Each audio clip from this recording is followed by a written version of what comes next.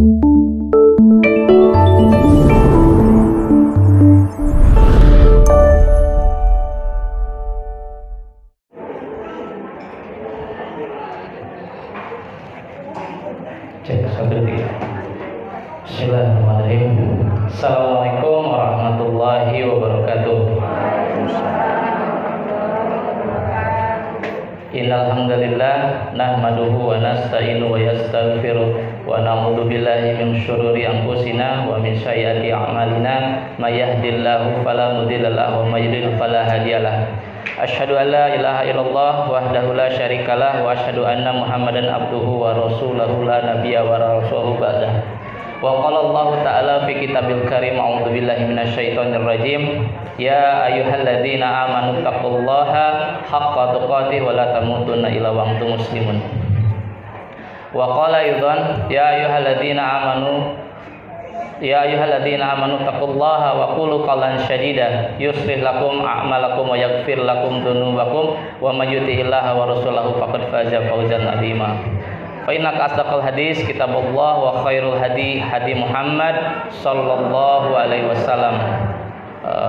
Ittaqillah haitsu ma kunta wa adbil sayyata hasanata tamhuha wa khaliqin sabihulukin hasanin. Alhamdulillahirabbil alamin. Para ummahat yang dicintai oleh Allah Subhanahu wa taala, kembali lagi kita mulai kajian kita, yaitu di kajian rutin muslimah Yayasan Ibnu Sulaiman Al-Faruq. Alhamdulillah saat ini kita sudah berada di tengah-tengah kita, itu Ustadz Irfan Tajusalatin MPD yang sudah mulai untuk menyiapkan kajian. Untuk tema kali ini, kajian bertajuk Dilema Muslimah Pasca Lebaran. Oleh karena itu, mari kita siapkan catatan kita, siapkan hati kita, siapkan pikiran kita berkonsentrasi. Semoga pada saat kajian nanti kita dapat menerima materi dengan baik. Oleh karena itu, untuk mempersingkat waktu, kita langsung saja mendengarkan penjelasan dari Al-Ustadz. Kepada Ustadz kami persilahkan.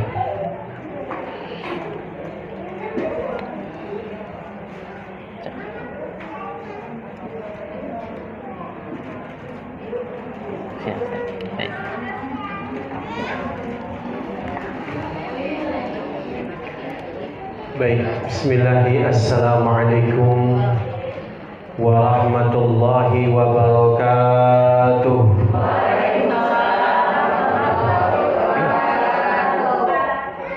Alhamdulillah wassalatu wassalamu ala Rasulillah wa ala alihi wa ashabihi wa mawala, amma ba'd. Qala Allah ta'ala fil Qur'anil Karim, a'udzu billahi minasyaitonir rajim. Ya ayyuhalladzina amanu taqullaha haqqa tuqatih wa la tamutunna illa wa antum muslimun. Faqala Rasulullah sallallahu alaihi wasallam, ittaqillaha haitsu ma kunta wa atbi'is sayyi'atal hasanata tamhuha wa khaliqin nasa bi khuluqin hasan. Ummahat wa akhwati fillah, arsadani wa arsadakumullah. Alhamdulillah atas izin Allah Subhanahu wa taala, kita kembali dimampukan Allah untuk bisa hadir di majelis ta'lim Al-Faruq yang berada di Rumah Quran Al-Faruq. Tentunya itu adalah karunia yang sangat besar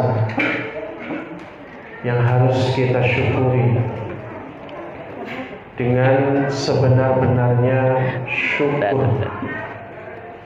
syukuran yang menambahkan kepada kita keimanan dan ketakwaan kepada Allah.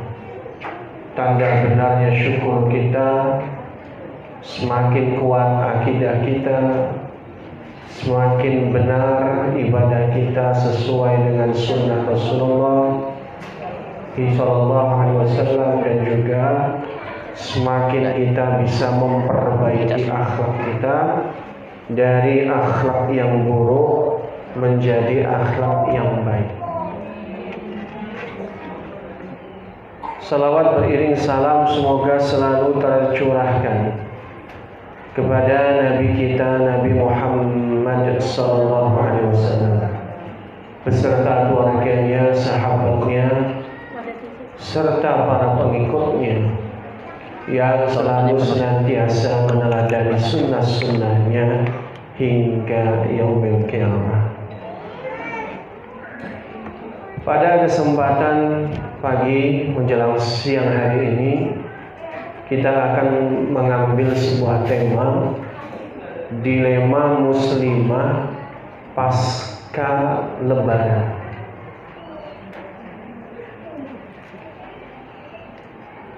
Wah, ini masakan ibu semua.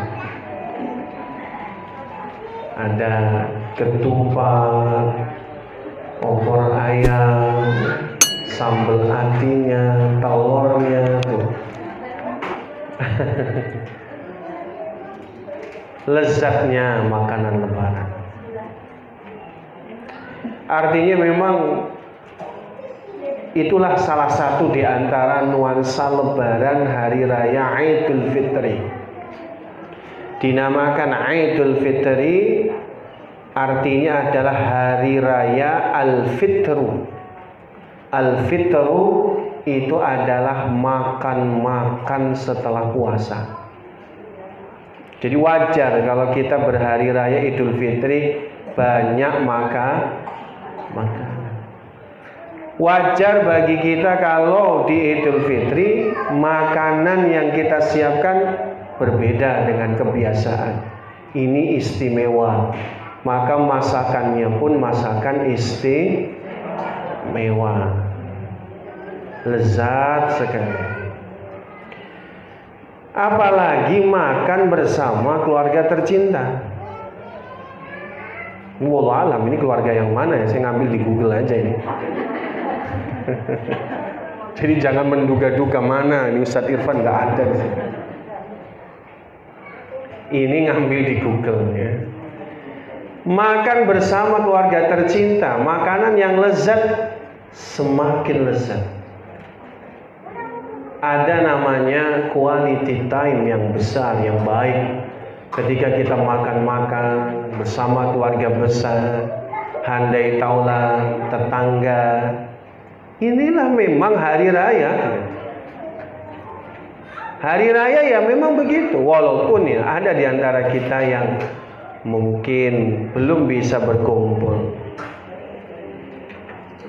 Ada yang belum mudik. Udah mudik semua ya?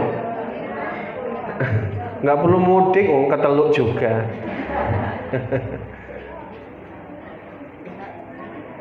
Yang jelas itu sangat berbeda. Memang nuansa suasana ini nggak bisa dipungkiri. Itulah yang membuat kita rindu tiap tahun.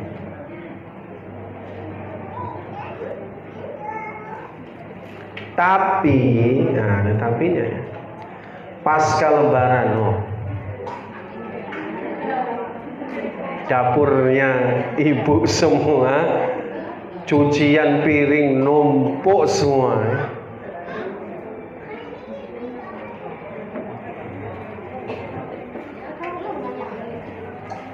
Ini baru dapur ya.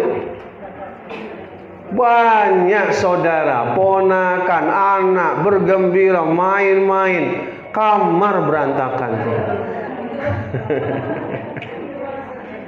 Ini agak didramatisir sih sebenarnya. Ini jelas rumah yang nggak kepake ini, cuman gudang itu. Tapi paling tidak itu gambarin betapa carut marutnya kalau udah pasca lebaran. Ini kalau laki-laki nggak mikir yang kayak gini.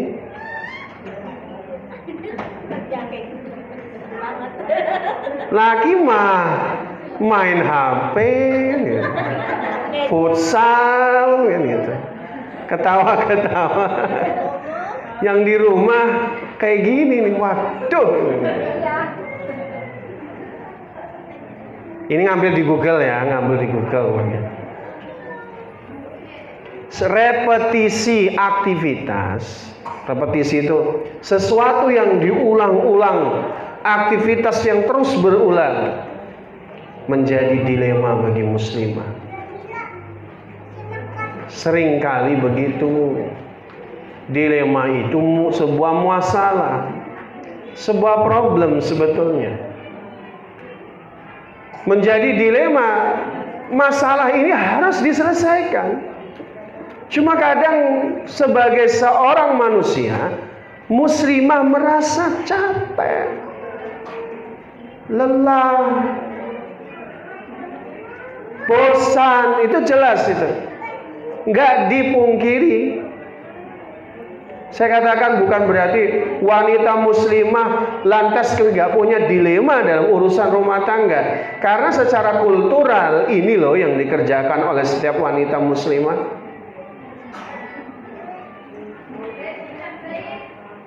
Diakui nggak diakui? Lagi apa nih Bu? Masak, ya? Habis masak, ya kan? Belum nyajikan makanan dulu.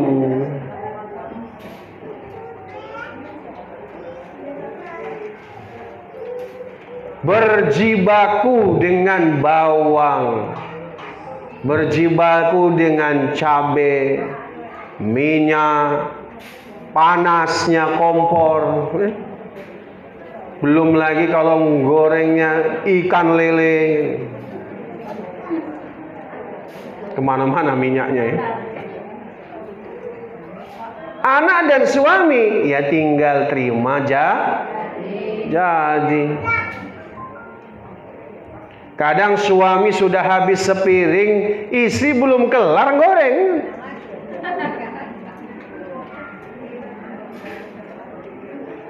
Giliran suami sudah selesai makan, istri baru sempat makan.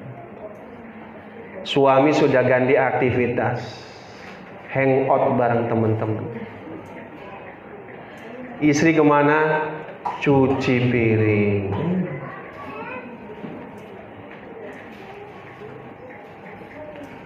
Kenapa? Kalau ditumpuk berat. Kalau dibiarkan cuci piring itu numpuk, Masya Allah, berat rasanya. Makanya prinsip ibu rumah tangga, begitu ada yang piring kotor segera cuci, biar nggak jadi beban. Nanti kalau anak-anak sudah mulai dewasa, kasih tugas masing-masing, piringnya dicuci sendiri masing-masing, itu meringankan. Sudah selesai? Belum. Baju-baju kotor, cuci baju. Suami ngapain? Oke. Nuduhnya apa? Enggak kok, suami belajar. Suami sedang belajar menghafal Quran.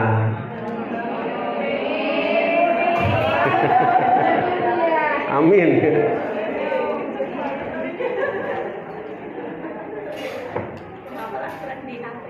Ngapal Quran di HP. Satu ayat diulang-ulang 20 kali supaya hafal. Baru dapat sekali 2 kali buka WA. Kalau ngapal pakai HP bablas. Cuci baju. Dilema lagi kan? Cuci baju numpuk. Ibu umahat harus juga berjibaku dengan pakaian kotor. Kadang-kadang tangan sering kena air, jadi kutu air. Lama-lama pakai deterjen, tangannya jadi sensitif. Sampai kemudian bikin kerak-kerak, sakit banget itu.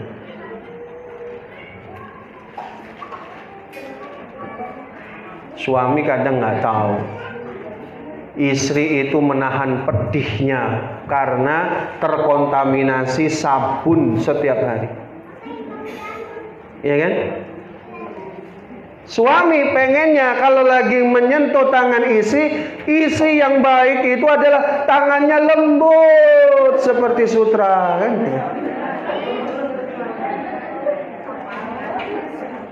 Faktanya tangannya kapalan. Mikirnya nyari yang tangannya lembut. La ilaha illallah. Tangan istri kapalan. Bukan istri nggak pandai bersoleh. Kenyataan masalah. Ini namanya realitas.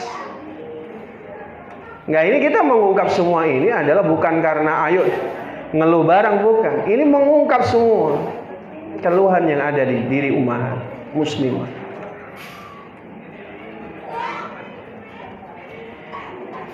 Udah gitu kalau suami lagi aktivitas, bajunya nampak lecek.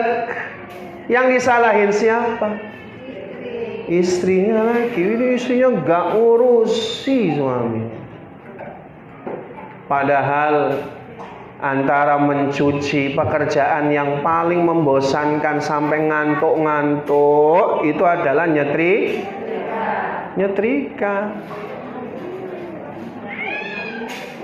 Lagi nyetrika baju kemeja suami, bolong sedikit, suami sudah mencak-mencak. Marah, ini baju saya loh, kok sampai bolong? Jangan teledor. Bukan pengen teledor, ngantuk, capek, lelah. Suami ngapain tuh? HP lagi, ngomong HP terus. Kerja. Masa gak kerja?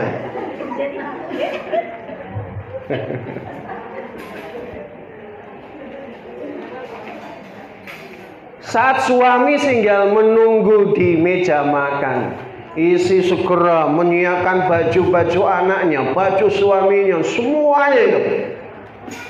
Suami tinggal berangkat kerja, istri masih ngurusi nyiapin anak-anak pergi sekolah, plus jadi tukang ojeknya. Ada di sini umahat yang jadi tukang ojek? Banyak. Wah, dia nganterin anak. Mending kalau anaknya 1, anaknya 6 ya. Diantar semua. Sudah gitu, seorang istri masih punya tanggung jawab bersosialisasi dengan tetangganya, berbuat baik kepada tetangganya. Di sela-sela kesibukannya, dia masih menimang anak-anaknya yang masih bayi, masih nyapu, masih nyiram, masih pulang-pulang. Itu loh istri belum istirahat. Suami pulang kerja, duduk di sofa, baca koran kalau dulu, megang HP lagi. Istri ngapain? Nemenin anak main, ngeladeninnya. Anak-anak kadang bosen main sama ibunya, pengen sama suaminya. Suaminya bilang, jangan ganggu saya nak. Abah, bapak, abi sedang capek, jangan diganggu. Tuh, main sama ibumu. Istri lagi masih ngeladeni mainan ya. Udah gitu suaminya ngeluh, aduh capek badan bu, sini bu pijitin lah. Istri soleha itu mijitin suami. Itu ibu lagi mijitin, ngepelin tangan, gitu.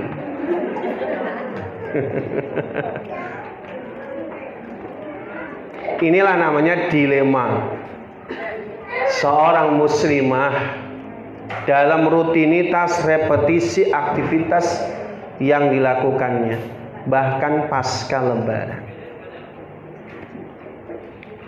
Ini baru intermezzo ya. Landasan dalil pembahasan kita adalah di dalam Al-Quran surah Ar-Rum yang sering dibahas. Allah subhanahu wa ta'ala berfirman, A'udzu billahi minasyaitonir rajim. Wa min ayatihi an khalaqa lakum min anfusikum azwaja litaskunu ilaiha wa ja'alna bainakum mawaddatan wa rahmah inna fi dzalika laayatil liqaumin yatafakkarun. Dan di antara tanda-tanda keagungan Allah ialah Dia ciptakan bagimu dari jenis-jenismu sendiri, pasangan-pasangannya, supaya kamu hidup tentram bersamanya, dan Allah jadikan bagimu cinta dan kasih sayang. Sesungguhnya dalam hal itu ada tanda-tanda bagi orang-orang yang mau berfikir. Untuk meraih ketentraman, ada kalimat yang ingin kita garis bawahi. Ketentraman itu bersama.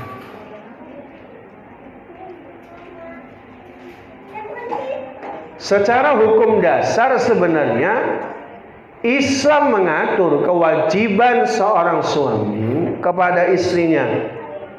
Begitu pula kewajiban istri kepada suaminya. Di antara kewajiban istri, yang pertama mentaati perintah suami selama bukan maksiat.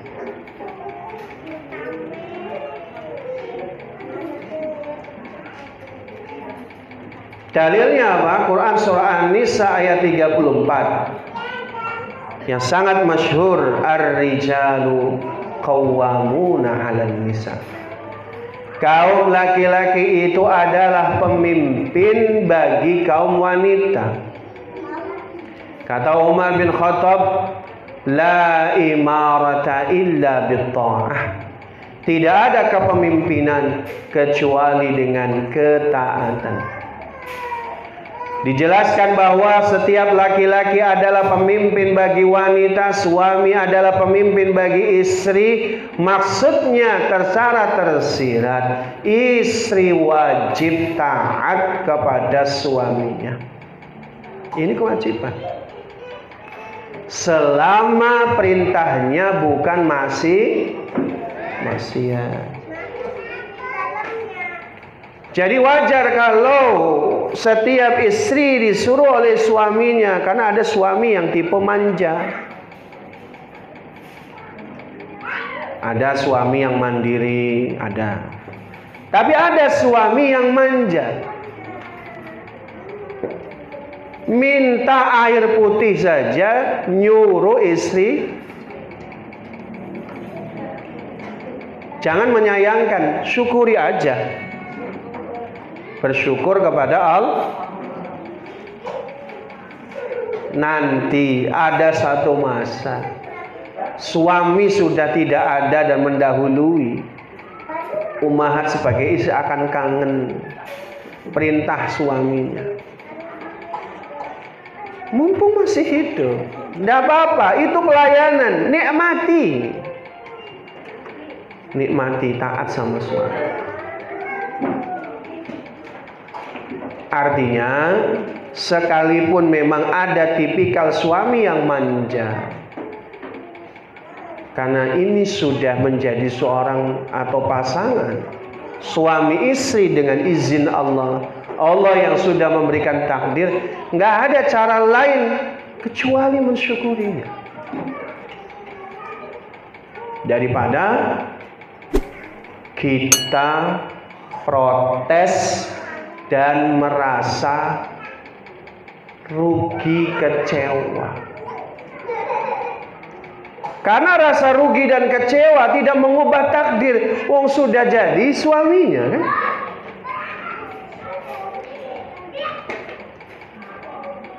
Di antara sebuah sikap antara mempermasalahkan takdir dengan menerima takdir yang sama-sama kita nggak bisa kendalikan, maka pilihannya adalah terima takdir. Sama dengan pilihan ummahat. Di dalam pilihan itu ada dua, mau bahagia apa mau sedih. Kira-kira mau pilih mana, bahagia apa sedih? Bahagia. Kalau memilih bahagia, bersyukur kepada Allah. Karena kalau nggak merasa syukur, nggak bisa bahagia. Selalu tertekan, selalu merasa bahwa apa yang dianugerahkan, ditakdirkan Allah itu adalah mati.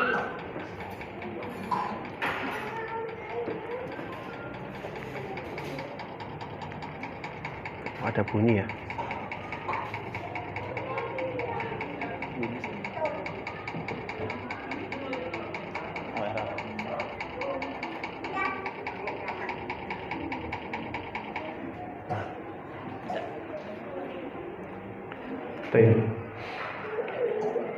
Jadi pilihannya bahagia atau sedih. Kalau bahagia ya sudah, bersyukur kepada takdir Allah. Itu pilihan.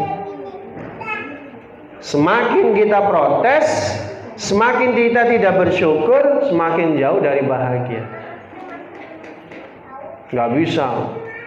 Pengennya mah dilem biru aja. Apa lem biru? Dilempar. Ambil yang baru. Nyari yang baru belum tentu lebih baik. Dan belum tentu mudah. Kan gitu. Karena secara culture di Indonesia nggak biasa. Kalau di zaman sahabat Nabi biasa yang kayak gitu. Artinya karena kita tidak terbiasa dengan kultur seperti itu, daripada mengganti yang baru, mensyukuri itu lebih baik. Yang seringkali membuat para wanita kurang syukur itu adalah membandingkan antara impian di otaknya dengan realitas di depan matanya. Selamanya nggak akan connect yang kayak gitu. Ini problem ya, problem. Menikah setelah sekian tahun akan ada problem seperti ini. Bayangannya suami yang ideal itu seperti pangeran, ganteng,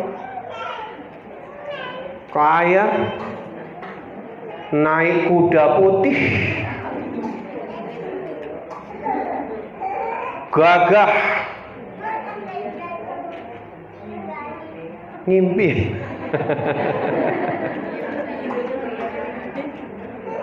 Membayangkan kehidupan bagaikan peri ya? Suaminya pangeran yang tampan rupawan, gagah perkasa. Begitu nikah udah jarang mandi, kentut sembarangan,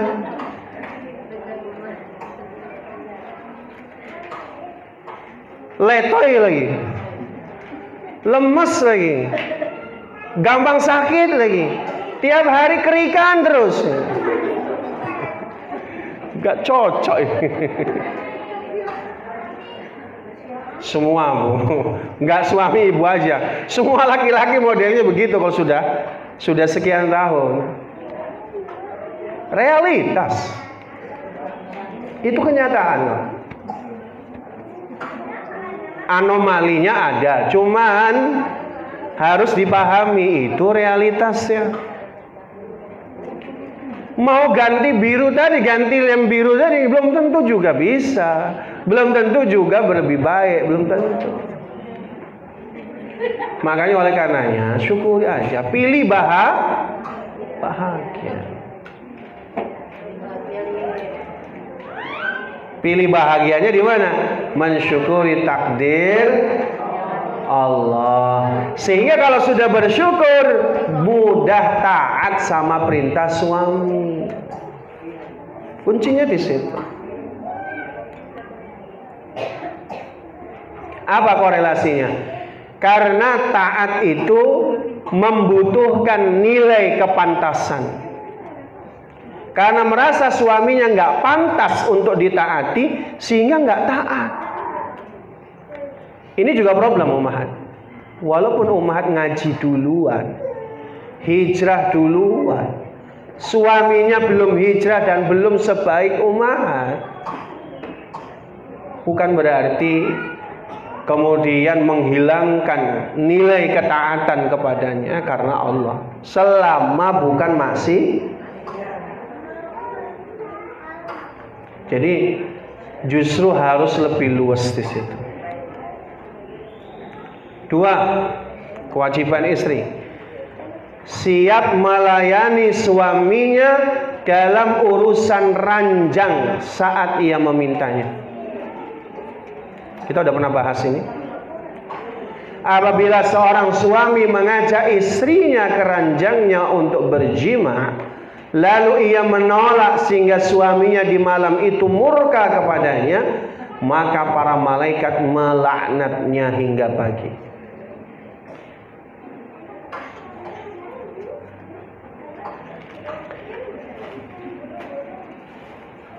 Al-aslu fin nikah ay an-nasl, wal aslu fin nasl ay al-jima'.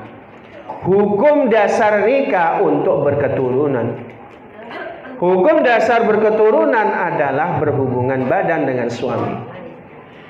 Artinya apa? Artinya bahwa sebenarnya itulah tujuan pernikahan.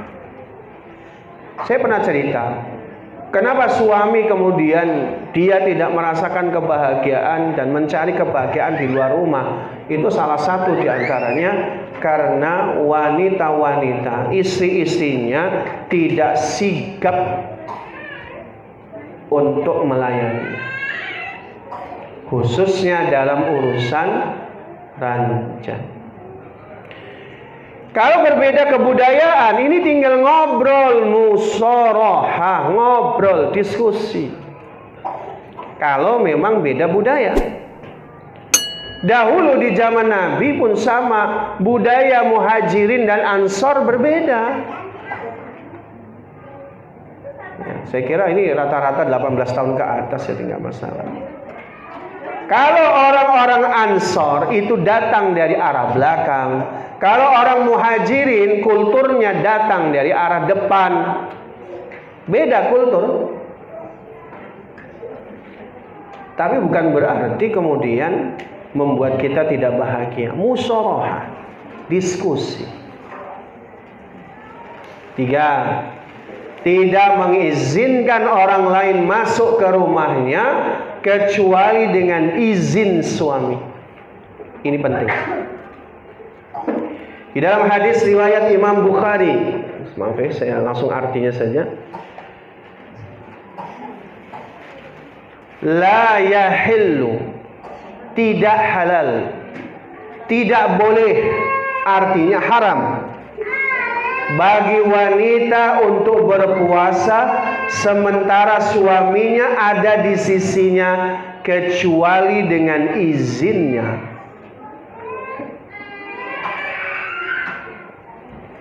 Untuk puasa sunnah, ini bukan puasa wajib, maka harus izin sama suami. Kenapa harus izin? Barangkali suami punya agenda dengan dirinya. Maka oleh karenanya tidak boleh kalau nggak izin, kecuali memang sudah ada jadwal yang tersusun, sudah disepakati, nggak apa-apa. Yang jelas yang nggak boleh, suami berkehendak dengan istrinya, istrinya bilang, ini shaim, saya sedang puasa, nggak boleh. Melayani suami hukumnya wajib, sedangkan puasa sunnah hukumnya jelas dahulukan yang wajib. Istri juga tidak boleh memasukkan orang ke dalam rumahnya kecuali dengan izin suaminya.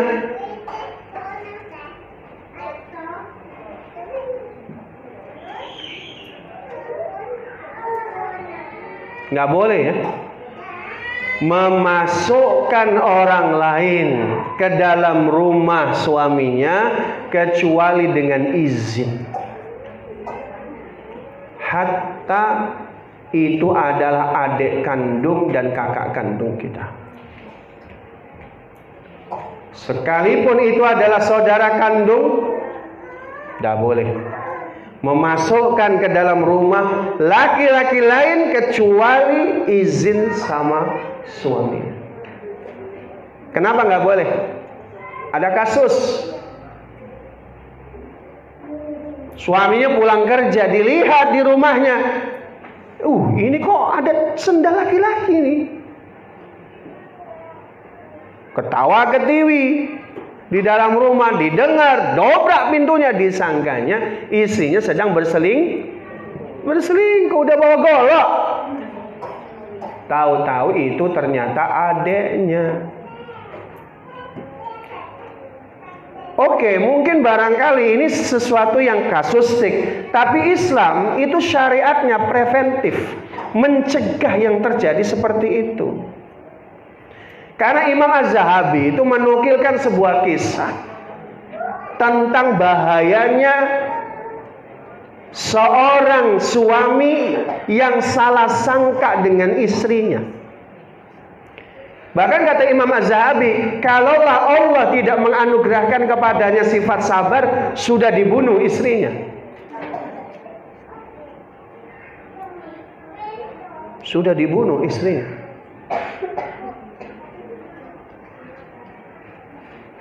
Kenapa? Dia pulang dari perjalanan jauh habis berniaga. Lalu kemudian di depan rumahnya ada sebuah tubuh yang tidur di depan rumah, berselimut, disangkanya laki-laki. Ini laki-laki di depan rumah kita nih. Udah mau pegang golok gitu. Mau dibunuh, dia ingat, sabar kata gurunya, sabar. Dibangunkannya ternyata istrinya yang tidur depan rumah. Bahaya kata Imam Az-Zahabi. Kalau seorang suami pulang kerja dalam kondisi lelah, melihat sesuatu, mencurigai istrinya, maka fatal akibatnya. Kalau nggak ada sifat sabar, bisa terjadi pembunuhan. Sekali lagi, Islam itu syariatnya selain itu adalah solutif, tapi juga preventif. Itu syariat Islam untuk pencegahan. Jadi sekalipun itu adik kandung, bukan nggak boleh. Kamu adik kandung saya nggak boleh masuk tanpa izin suami. Bukan maksudnya. Sebelum memasukkan, izin dulu sama suaminya. Mosok suami nggak ngizinin kan aneh. Yang penting suami tahu. Atau barangkali kalau suami ditelepon nggak diangkat-angkat, alah, suami di rumah ada adik. Biar nggak suuzon. Tidak boleh memasukkan ke dalam rumahnya kecuali dengan izin suaminya. Apalagi cuma maaf, ada orang sales laki-laki jualin barang, jangan mau masukin ke rumah. Bahaya. Angka resiko kriminalitas tinggi kan. Udah gitu larangan syariat.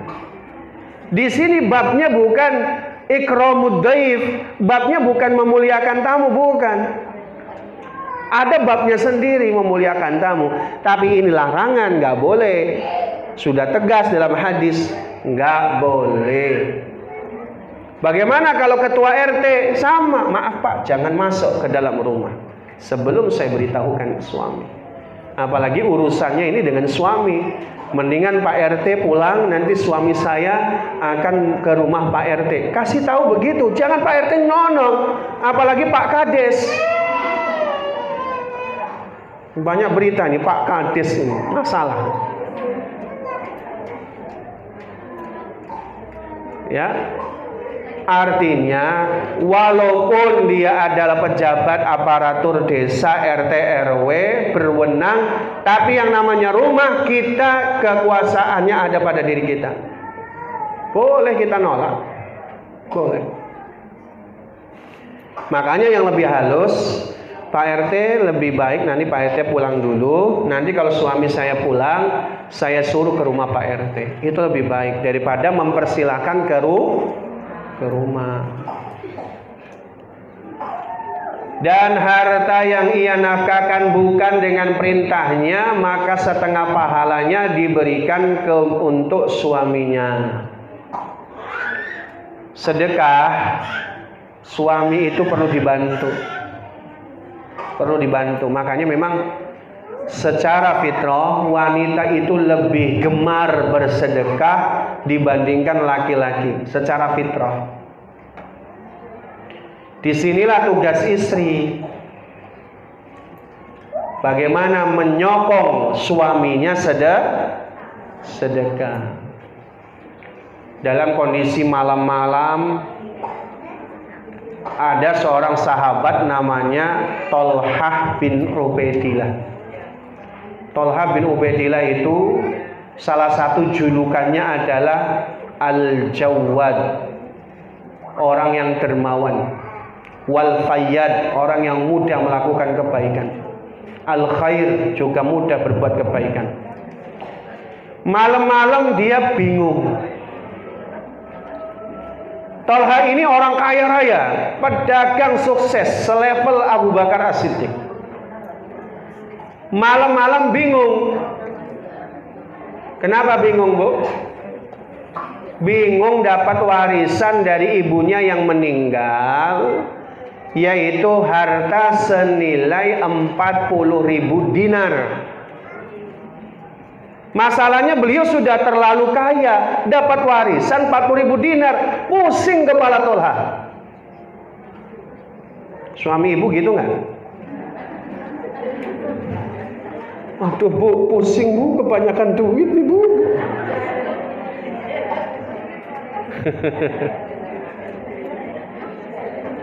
Maka istrinya datang, kenapa wahai suamiku?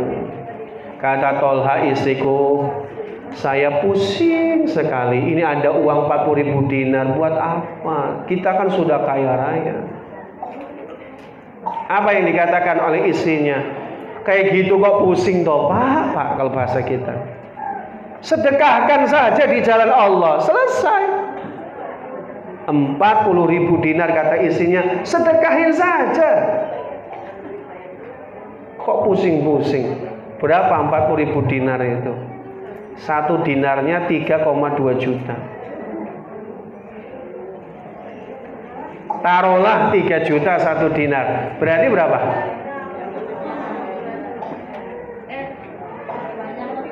Banyak. Gak mau ngitung ya? 40.000 kali 3 juta, 1000-nya aja sudah 3 miliar kali 40, 1,2 triliun. Benar nggak hitungan saya? Hah? 120 miliar? Hah? Sampai bingung. Pak Agus sampai bingung. Masya Allah, 1,2 triliun. 1,2 triliun.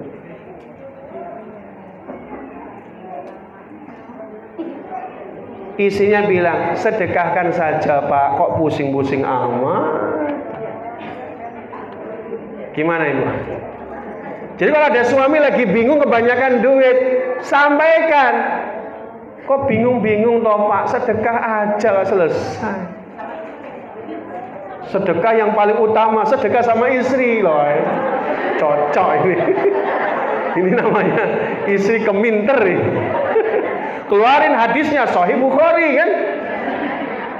Tuh Pak, sedekah yang paling utama, afdhalus shadaqah shadaqatikum li ahlikum, shadaqatikum li zaujatikum. Nah itu hadisnya Sahih Bukhari Muslim.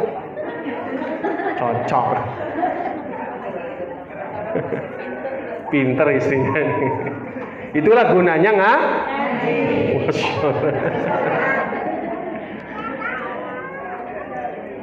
Empat, tidak keluar rumah kecuali dengan izin suami. Nggak boleh keluar rumah kecuali izin dengan suami. Bahkan Syafi'iyah dan Hanabilah, ulama-ulama bermazhab Syafi'i dan Hambali, Jadi kalau saya sebutkan Syafi'iyah, Hanabilah, itu maksudnya adalah ulama-ulama bermazhab Syafi'i dan ulama bermazhab Hambali. Tidak selalu identik perkataan Imam Syafi'i atau Imam Hambali. Karena yang namanya mazhab itu kumpulan ulama. Ulamanya banyak, cuma ketuanya Imam Syafi'i. Hambali ketuanya Imam Hambali pemimpinnya. Tapi di sekitar beliau banyak ulama-ulama, itulah yang disebut Syafi'iyah, Hanabilah. Ulama-ulama mazhab Syafi'i dan Hambali berkata, istri tidak boleh keluar untuk menjenguk ayahnya yang sakit kecuali dengan izin suaminya. Ia punya hak untuk melarang istrinya dari hal itu. Karena ketaatan kepada suami adalah wajib, maka tidak boleh meninggalkan perkara wajib dengan sesuatu yang tidak wajib. Kenapa yang diambil contoh masalah sensitif? Ini yang sering jadi pertanyaan para ummahat dan muslimah. Ustaz, bagaimana hukumnya yang diutamakan taat sama suami atau birrul walidain? Gak usah dibandingkan sebetulnya. Beda kedudukannya. Ada kedudukan masing-masing birrul walidain, ada kedudukan taat sama suami.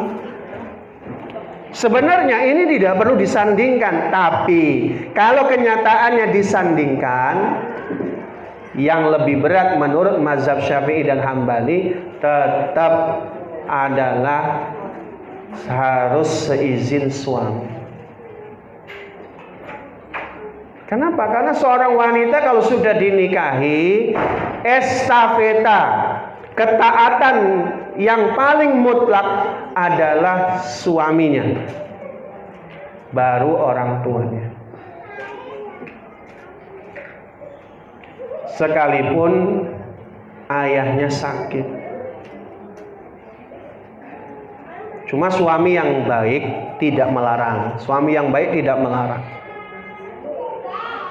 Kalau sampai kemudian orang tuanya sakit, nggak ada yang ngurusin, maka kalau suami melarang, suami dosa. Suami yang baik akan mendorong istrinya berbakti sama orang tuanya. 5. Memahami bahwa suami memiliki hak mendisiplinkan dirinya saat ia tidak patuh kepada perintah suami dengan cara yang baik, bukan dengan maksiat. Sebagai istri harus paham, suami itu sebagai pemimpin punya hak mendidik, mendisiplinkan istrinya. Kadang disorientasi para istri itu, giliran suami tegas, ngeluh, disangka suaminya kasar, kan gitu. Giliran suaminya diem, bilangnya lembek suaminya. Suami itu berhak mendisiplinkan istrinya. Termasuk saat dia nusuz. Apa itu nusuz? Tidak taat sama suami.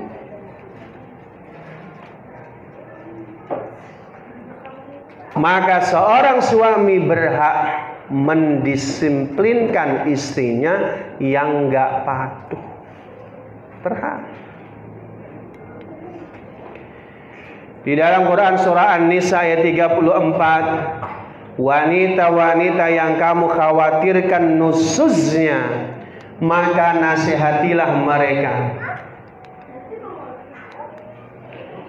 dan pisahkanlah mereka di tempat tidur mereka dan pukullah mereka.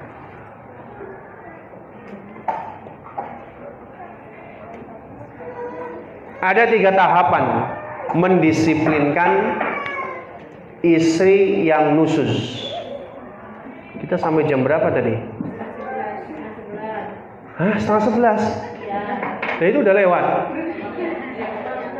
Ini baru intro ini. Kok rasanya kita kurang terus ya waktunya ya. Pertama, nasihati.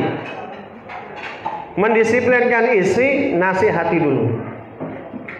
Kalau nasihat nggak mempan, pisahkanlah mereka di tempat tidur mereka. Ibnu Abbas menjelaskan artinya tidur satu ranjang tapi tidak menghadapnya, bertolak belakang. Kalau masih nggak taat lagi, ranjangnya dua, beda ranjang, tapi satu kamar. Itu supaya istri tahu suami lagi marah.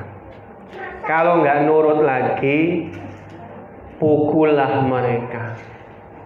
Fadribuhunna bidorbatin ghaira mubarrihah.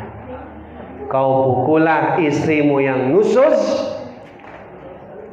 dengan pukulan yang tidak menyakitkan, yang membahayakan. Jadi harus terima, ummahat. Jadi kalau suami misalnya gantungin cambuk, bukan suami kejem. Suami pengen istrinya disiplin. Jadi apa? Jadi nerimo, bahasa Jawanya. Terimalah. Kalau suami menghukum sekalipun, selama bukan KDR. Maksiat di sini adalah KDRT. KDRT itu sampai lebam-lebam, sampai nggak bisa jalan. Nah, ini nggak boleh. Ini simbolis saja.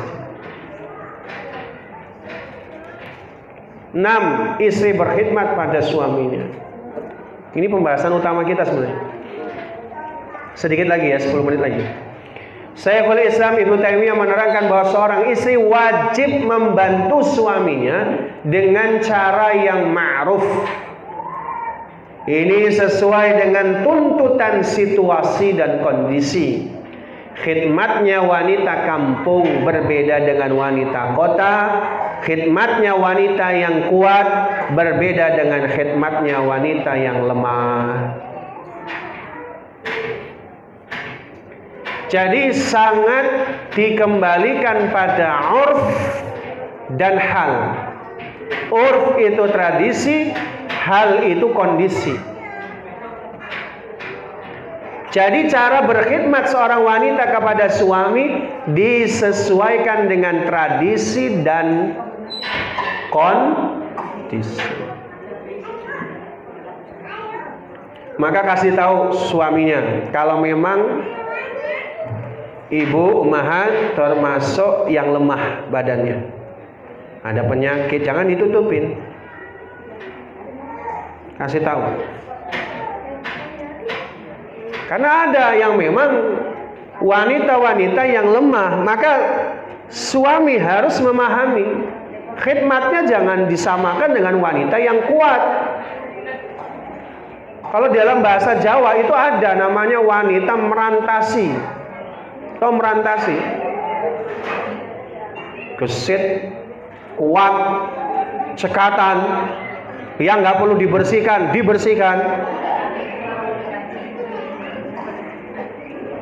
Ada gitu. Senangnya bersih-bersih soalnya. Ada. Nah, itu harus disesuaikan. Jangan disamakan. Sesungguhnya pemenuhan hak suami oleh istri merupakan ladang kebaikan yang besar. Itulah jihadnya wanita.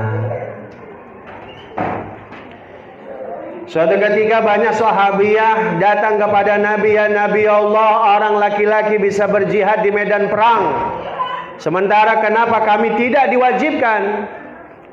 Maka baginda Nabi mengatakan jihadnya wanita adalah ketika memenuhi hak suami dan anak-anaknya. Itu jihad.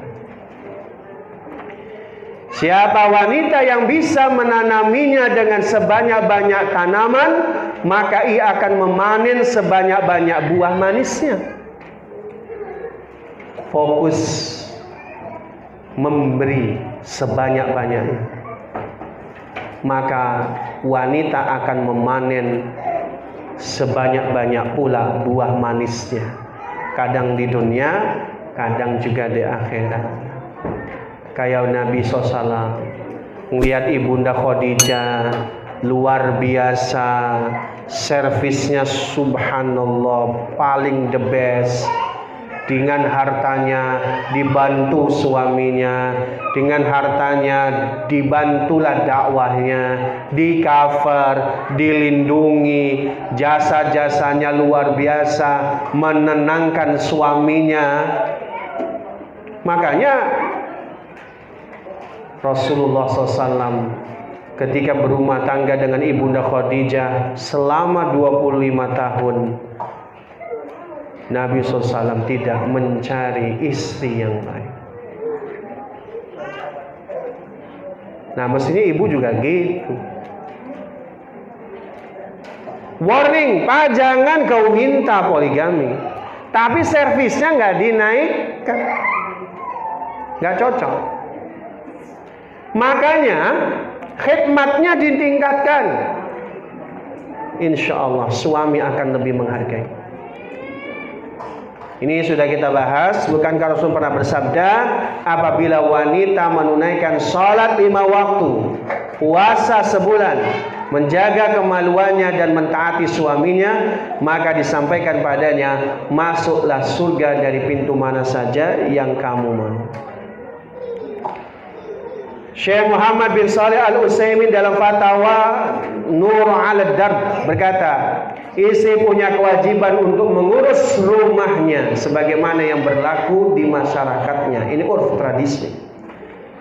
Berdasarkan hal itu kami akan berkata berbeda untuk setiap zaman. Mungkin satu waktu mengurus rumah dengan memasak, membersihkan perkakas, mencuci pakaian suami, pakaiannya dan pakaian anak-anak, itu hukumnya wajib. Begitu pula dalam hal mengurus anak-anak dan mengurus hal-hal yang maslahat di rumah jadi harus.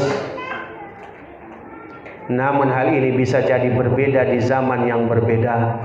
Di suatu zaman bisa jadi memasak bukan yang wajib. Begitu pula dalam hal mencuci pakaian di rumah untuk suami dan anak-anak bisa jadi tidak wajib. Jadi apa yang berlaku di masyarakat itulah yang diikuti. Gimana Bu? Dilema kita umahan pasca Lebaran, capek, lelah. Sayyidah Fatimah pun lelah. Saya bacain artinya aja ya. Qala Ali radhiyallahu anhu, Ali berkata, anna Fatimah alaiha salam syakkat ma talqa min athari rahal. Suatu ketika Fatimah mengeluhkan bekas alat penggiling yang dialaminya. Jadi sampai kapalan dan sedikit luka.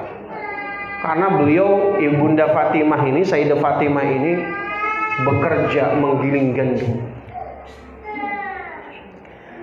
Lalu pada saat itu ada seorang tawanan yang mendatangi Nabi SAW. Maka Fatimah bertolak menuju rumah ayahandanya. Namun tidak bertemu dengan beliau.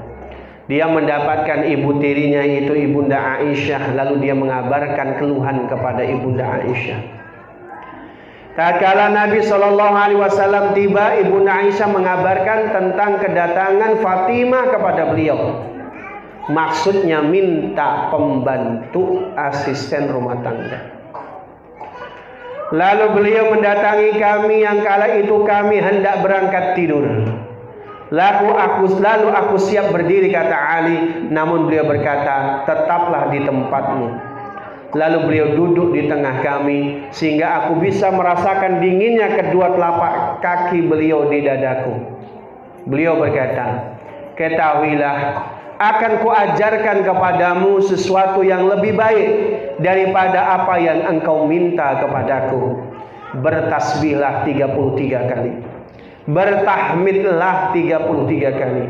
maka itu lebih baik, ini kurang ya, bertakbirlah 34 kali sudah, bertasbih 33, bertahmid 33. Ada redaksi takbirnya terakhir. Maka itu lebih baik bagimu daripada seorang pembantu. Di sini luar biasa. Minta pembantu dikasihnya zikir. Ini kalau mata kita hanya mata duniawi, nggak connect. Nggak connect. Jelas-jelas minta pembantu, kok kenapa dikasih zikir? Emang zikir itu bisa menggantikan pembantu? Nggak bisa. Secara kasat mata nggak bisa. Tapi di antara manfaat zikir adalah menghilangkan duka dan kekhawatiran dari hati, mendatangkan kegembiraan dan keceriaan bagi hati, memberikan rasa nyaman dan kehormatan, membersihkan hati dari karat berupa lalai dan hawa nafsu. Bu, ummahat, yang seringkali menjadikan kita terasa berat sampai kita mengatakan aku jenuh, aku bosan, aku capek dan lelah, bukan tanggung jawab yang melebihi pundak, tapi hati yang sedang turun kualitas imannya kepada Allah. Kalau kedekatan kita dengan Allah, iman kita itu baik kepada Allah, lagi naik, maka nggak ada namanya keluhan. Makanya diajarkan sama Rasul zikir, supaya hatinya bersih, imannya kuat, dekat sama Allah, duka hilang, kekhawatiran hilang, datanglah kegembiraan, kenikmatan, rasa nyaman dengan zikir. Orang yang banyak zikir sebelum berangkat tidur tidak akan merasa letih. Sebab Fatimah mengeluh letih karena bekerja. Lalu beliau SAW mengajarkan zikir itu. Begitulah yang disimpulkan Ibnu Taimiyah rahimahullah. Udah nyambung belum? Zikir bisa lebih baik daripada pembantu. Punya pembantu berapa saja, kalau hati mudah ngeluh, maka selalu ada keluhan. Selalu kok. Kalau iman kita nggak kuat, ngeluh segala-galanya. Panas ngeluh, hujan ngeluh, ya ngeluh semua. Kurang uang ngeluh, kebanyakan uang ngeluh. Kadang banyak uang, suaminya bergaya gimana? Dulu suaminya bersahaja, nggak punya uang. Gila punya uang, pakaian necis terus ya. Ngeluh kan? Wah, ini bakal direbut orang ini. Semuanya ada keluhan. Makanya sebenarnya problemnya bukan beban yang terlalu berat, hati yang kurang bersih. Tapi menurut Imam Ibnu Hajar Al-Asqalani, juga bahkan kata para ulama, bahwa zikir yang diajarkan oleh Rasul diyakini, dilakukan, Allah akan bangunkan dalam kondisi letihnya hilang.